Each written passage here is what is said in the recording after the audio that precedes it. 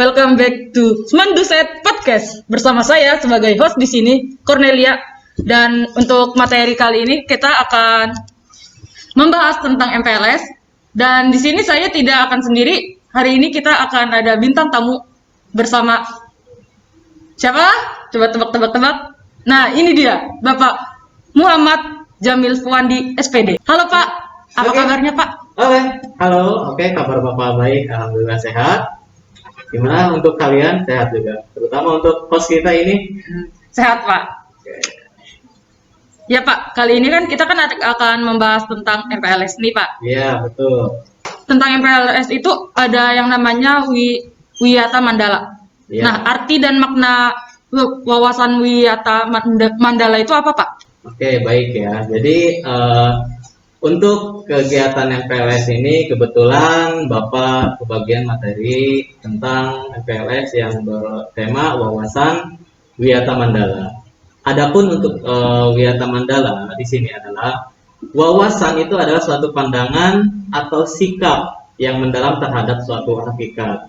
Jadi pendidikan Mandala adalah tempat atau lingkungan, dan untuk Wiyata sendiri adalah sikap menghargai dan bertanggung jawab terhadap lingkungan sekolah, sebagaimana tempat kalian untuk menuntut ilmu dan juga pengetahuan.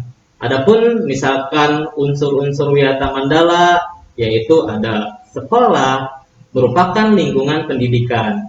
Nah, jadi ketika kalian masuk ke sekolah, jadi sekolah itu adalah satu lembaga yang di situ nantinya kalian akan dididik dan ditempa oleh berbagai macam ilmu dari berbagai macam mata pelajaran. Adapun nanti di unsur-unsur yang lain dari Wiyata Mandala ini ada kepala sekolah mempunyai wewenang dan tanggung jawab penuh atas penyelenggaraan pendidikan dalam lingkungan sekolah. Jadi lembaga pendidikan sekolah itu tidak akan bisa berjalan jikalau tidak ada peran dari kepala sekolah. Dan juga ada poin yang ketiga itu adalah antara guru dan orang tua siswa harus ada saling pengertian dan kerjasama yang erat, mengemban tugas pendidikan dengan hubungan yang serasi. Jadi tetap ada hubungan antara guru dan juga orang tua untuk mengontrol bagaimana pendidikan ini bisa berjalan dengan lancar. Kerjasama antara guru dan orang tua itu harus saling terikat erat. Dan juga yang keempat itu, warga sekolah di dalam maupun di luar sekolah harus menjunjung tinggi martabat dan juga citra guru.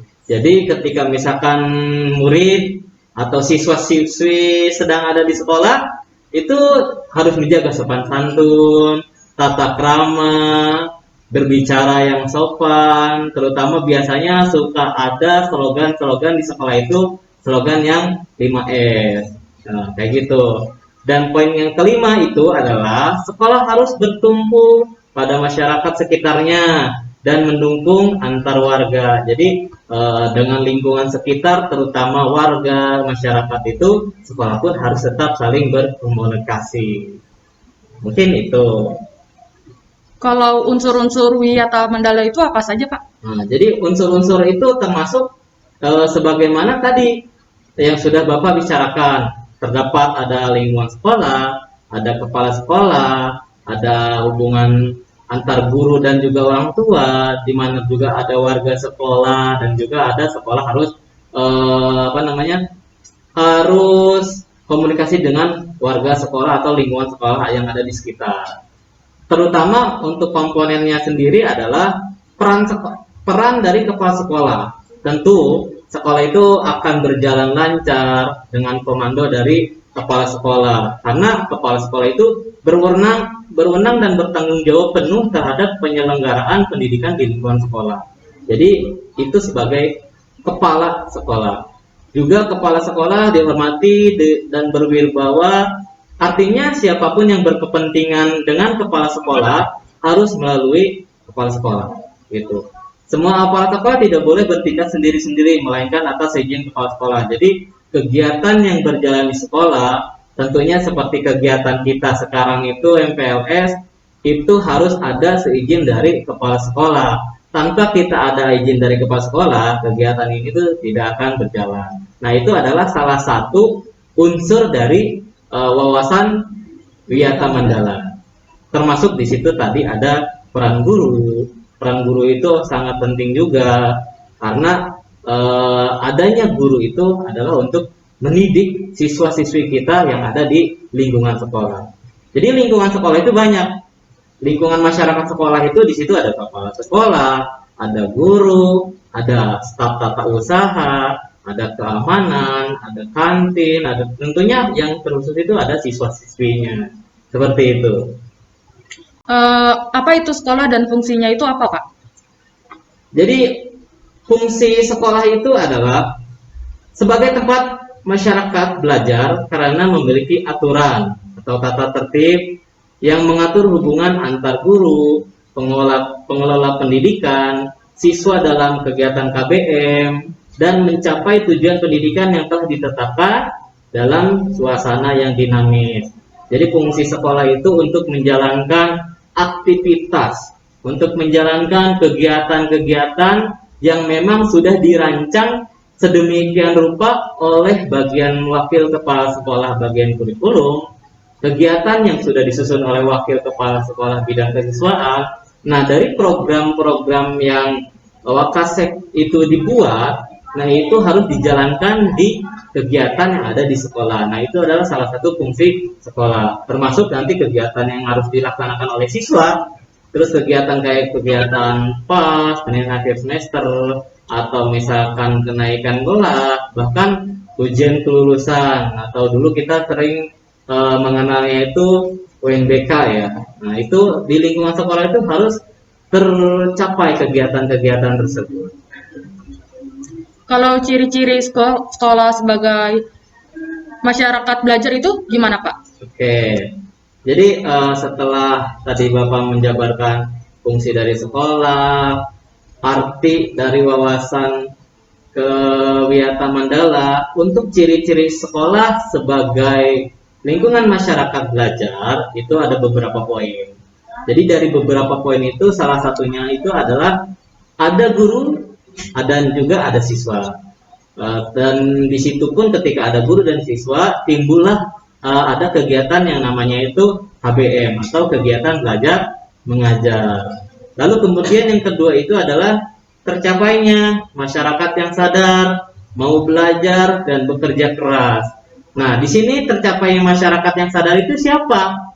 Nah, jadi tercapainya masyarakat yang sadar itu adalah kalian sebagai siswa-siswi. Nah, bagaimana nanti peran guru di dalam kelas, dalam membimbing kalian oleh setiap mapel masing-masing, memberikan pemahaman, memberikan materi, supaya kalian itu mau dan giat lagi dalam hal belajar. Terutama kalian itu harus punya motivasi dalam belajar, itu harus punya namanya kerja keras gitu. Kerja keras Ya. Jadi kerja keras itu wajib ya. Kalau prinsip sekolah itu seperti apa, Pak? Nah, jadi ketika kita berbicara prinsip sekolah sebagai Wiyata Mandala selain harus bertumpu pada masyarakat sekitarnya, juga harus mencegah masuknya paham, sikap, dan perbuatan yang secara sadar maupun tidak dapat menimbulkan pertentangan antar sesama karena perbedaan suku, ras, agama, dan juga asal usul, baik itu pun termasuk keturunan. Jadi tingkat sosial ekonomi serta perbedaan paham politik. Nah, sekolah tidak boleh hidup menyendiri, melepaskan diri dari tantangan sosial tersebut. Nah, termasuk salah satunya tantangan sosial budaya dalam masyarakat tempat sekolah itu berada. Sekolah juga harus menjadi suri tauladan bagi kehidupan masyarakat sekitarnya dan juga mampu untuk mencegah masuknya sikap dan perbuatan yang akan menimbulkan pertentangan yang tadi, termasuk misalkan perbedaan suku, ras, agama, dan juga asal usul. Seperti itu. Itu untuk yang poin pertama. Pak, bagaimana pendapat Bapak tentang body shaming itu, Pak? Sedangkan kan kalau di sekolah-sekolah gini kan banyak tuh siswa-siswi yang membody shaming gitu. Misalkan ya pendek lu atau gendut lu, kurus banget sih lu kayak gitu Pak. Ya, jadi memang banyak ya mungkin yang kita lihat di lapangan terutama untuk lingkungan sekolah masih adanya karakter dari anak-anak kita yang melakukan body shaming, termasuk itu secara langsung maupun tidak. Jadi dari body shaming itu sendiri kan adalah termasuk salah satunya melecehkan atau membuli teman-temannya dengan mengatakan dia pendek atau gendut kah atau hal yang lainnya.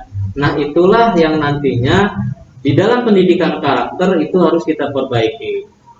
Terutama harus ada peran aktif antara guru dengan siswanya, termasuk komunikasi dengan guru BK-nya. Kita harus terus kunci dari kesuksesan untuk memberikan pendidikan karakter ke anak-anak kita itu salah satunya kita sering memberikan pendalaman bagaimana kita memberitahukan bahwasannya body shaming itu adalah suatu hal yang buruk dan tidak boleh dilakukan oleh sekelas seorang siswa dan siswi.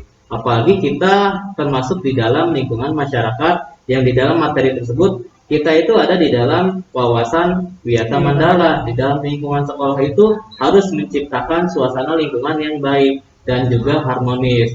Nah, alangkah baiknya kegiatan-kegiatan atau misalkan perkataan-perkataan yang mengarah ke body shaming itu tidak diucapkan atau tidak dilakukan oleh siswa-siswi. Terutama itu adalah kegiatan yang memang kurang baik di dalam pendidikan karakter. Terutama untuk menjalankan Wiyata Mandala ini. Jadi itu tidak termasuk yang perilaku yang disarankan. Oleh karena itu prinsip sekolah lah harus menjalankan kegiatan itu supaya siswa-siswi itu menjauhi kegiatan yang mengarah ke body shaming atau perkataan yang mengarah ke perkataan tersebut.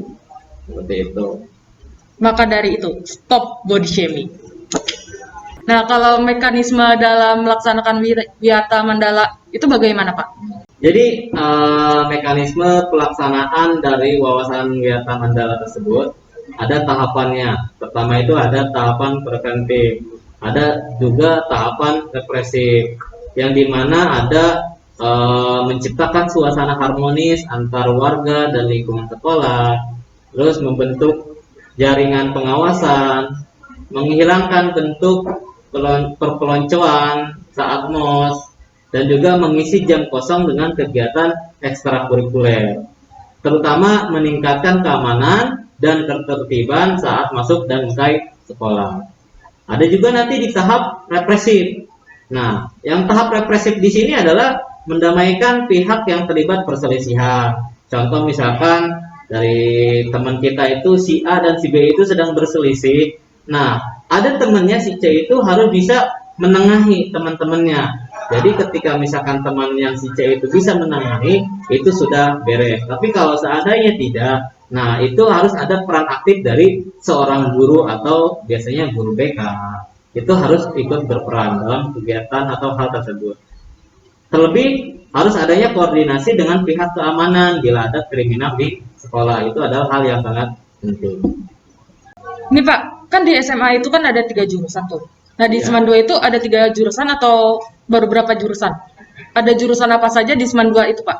Di Seman 2 ini? Oke, baik. Jadi pada awalnya sekolah kita di angkatan pertama itu ada hanya jurusan MIPA. Nah, baru kita di angkatan yang kedua, itu di angkatan MC kita yang sekarang ada di hadapan Bapak nih ya. Itu baru kita mendirikan di angkatan kedua itu 2 IPA dan juga 2 IPS. Dan yang ketiga itu kita punya 5 kelas di angkatan yang ketiga. Nah, untuk 5 kelas itu tetap kita masih punya kelas IPA-nya 3 dan juga kelas IPS-nya 2. Jadi untuk sementara ini sambil kita juga menunggu gedung yang baru yang sangat kita nantikan ya. Jadi kita masih hanya punya jurusan IPA dan IPS. Untuk jurusan-jurusan yang lain mungkin kita juga bisa menyusul kalau nanti gedung kita sudah punya.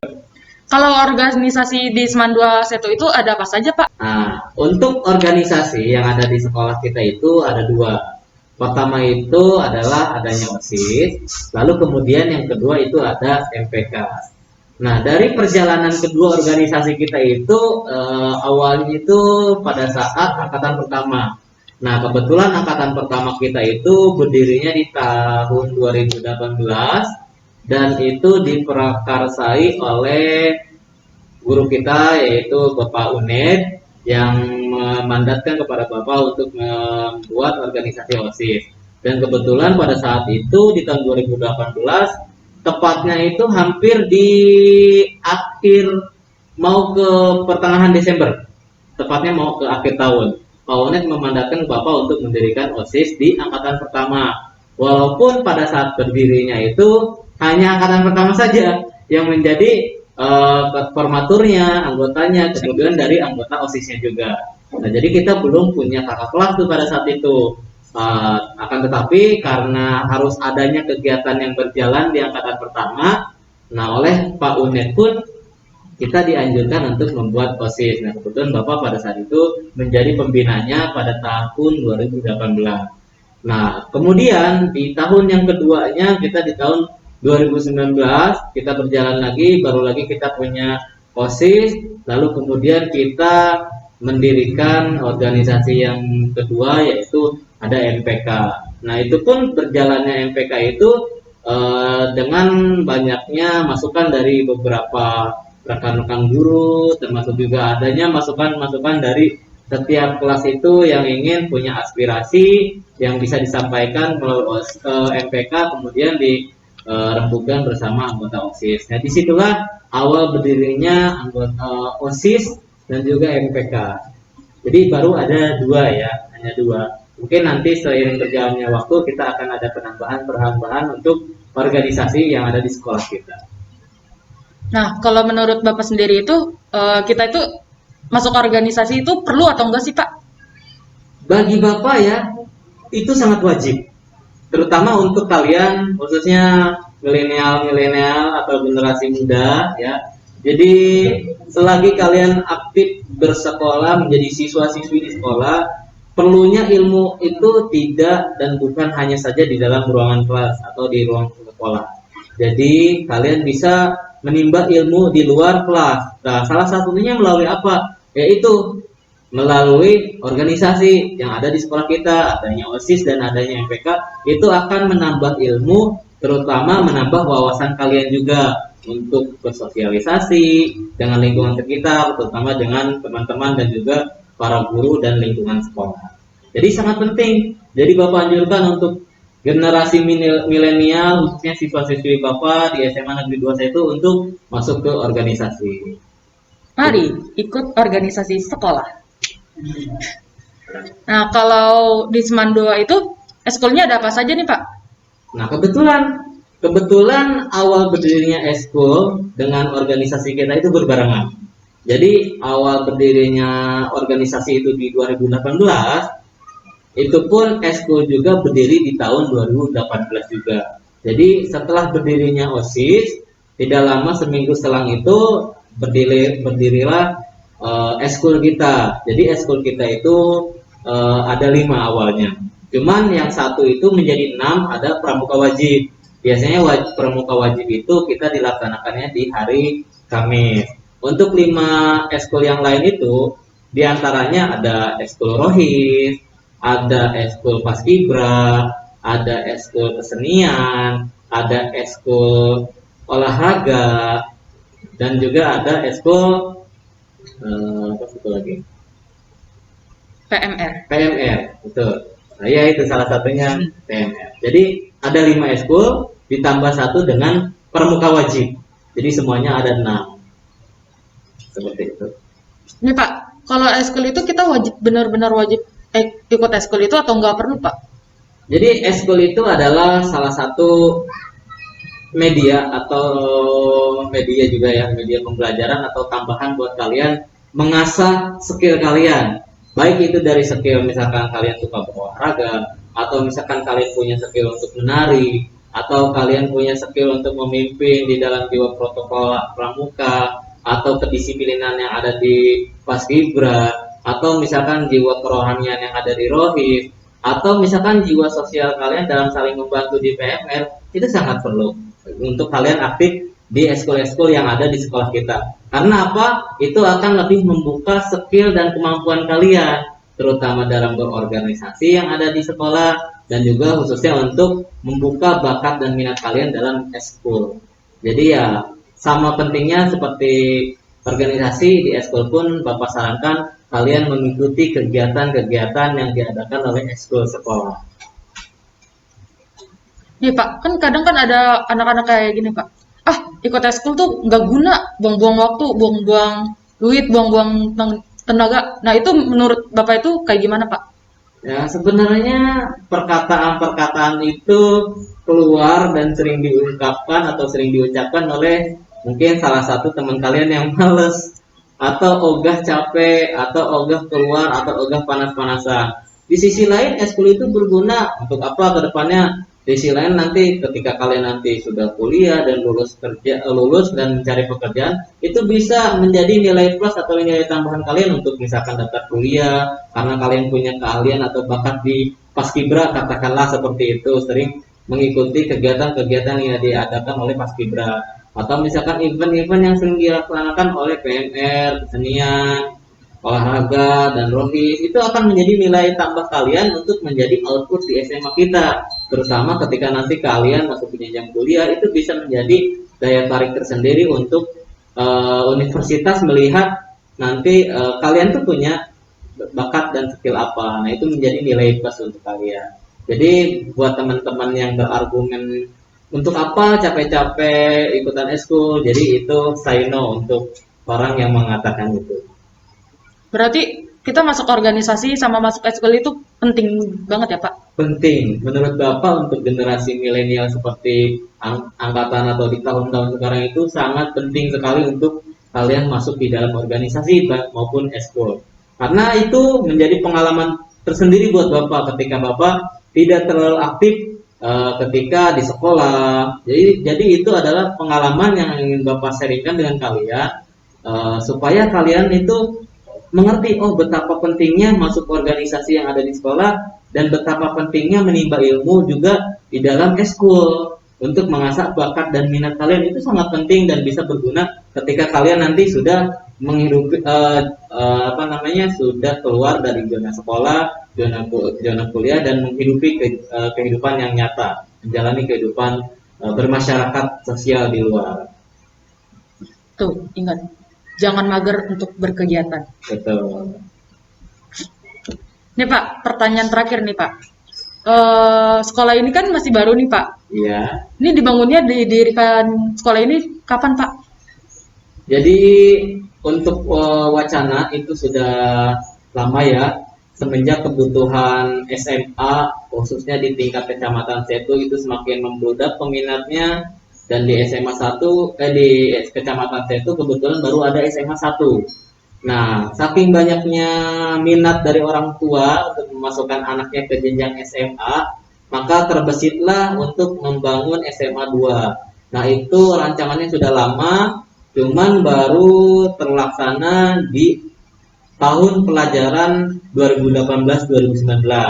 Nah, harusnya di tahun 2017-18 itu sudah ada, berhubung sudah ada progresnya, cuman siswanya baru sedikit.